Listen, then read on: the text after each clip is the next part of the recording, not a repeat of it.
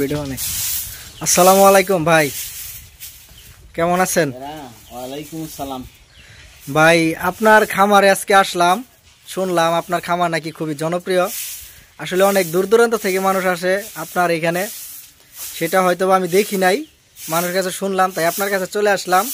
তবে আপনার মুখে শুনতে চাই যে আপনার খামারে আসলে কতটা মহিষ এবং কতটা গরু আছে? 6টা মহিষ 26টা গরু আছে। 6টা মহিষ 26টা গরু না? এগুলোর দেখা সাক্ষাৎ কি আপনি নিজেই করেন নাকি আপনার? নিজেও করি, লোক আছে। আচ্ছা ভাইয়া, আপনি যে গরু এবং মহিষ, ছাগল কি আছে আপনার? ছাগল আছে, ছাগল তো বাড়িতে। ছাগল বাড়িতে রেখেছে না? এখন ঘটনা হয়েছে, আপনার এই মহিষ গুলা খাওয়ানোর জন্য কি ব্যবহার করেন? আমরা খালি হুদা সাইলেজ খাওয়াই।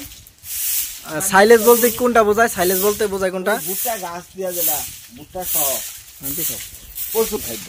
ভুট্টা গাছ দিয়া যেটা ভাঙ্গাই আর কি ভুসির মতো বানায়।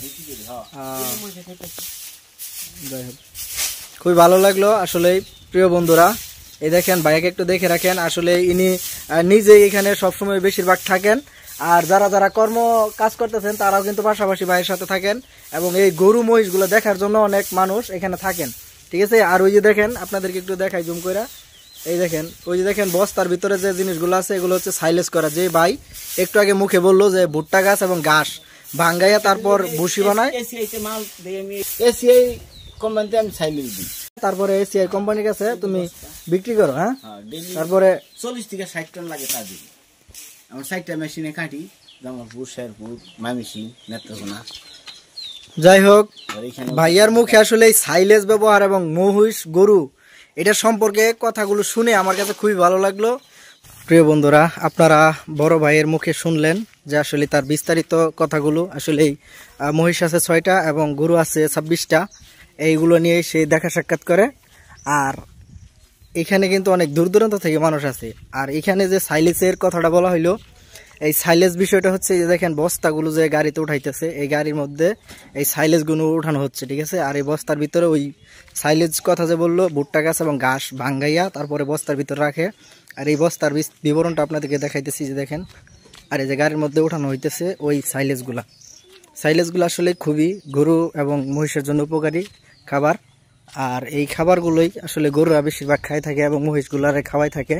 এবং আশেপাশে যে ভুট্টা গাছ বা ঘাস রোপণ করছে, এই ঘাসগুলোও কিন্তু তারা কি করেন, এক সময় বড় হইলে তারা ই করেন, সাইলেজ তৈরি করেন। আর এই যে দেখেন গাড়ির মধ্যে আসলে তারা কিন্তু সাইলেজগুলো তৈরি করে তারপর গাড়িতে উঠাইতেছে, বিভিন্ন জায়গায় জায়গায় সেল দিবে।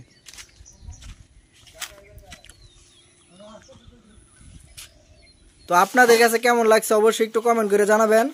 আর এই দেখেন সাইলেজ করে এই যে গাছগুলো দেখতে পারতেছেন, এই যে দাঁড়াই আছে, আর এই যে সাইডে কিছু গাছ আছে, এগুলো গাছ কাইটা ফেলাইছে, এগুলো হয়তো বা সাইলেজ করছে। আর এই যে পাশে যে গাছগুলো দেখতেছেন, এই গাছগুলো সাইলেজ করবে, উপযুক্ত হয়েছে। তো সবাই ভালো থাকবেন, সুস্থ থাকবেন, আল্লাহ হাফেজ।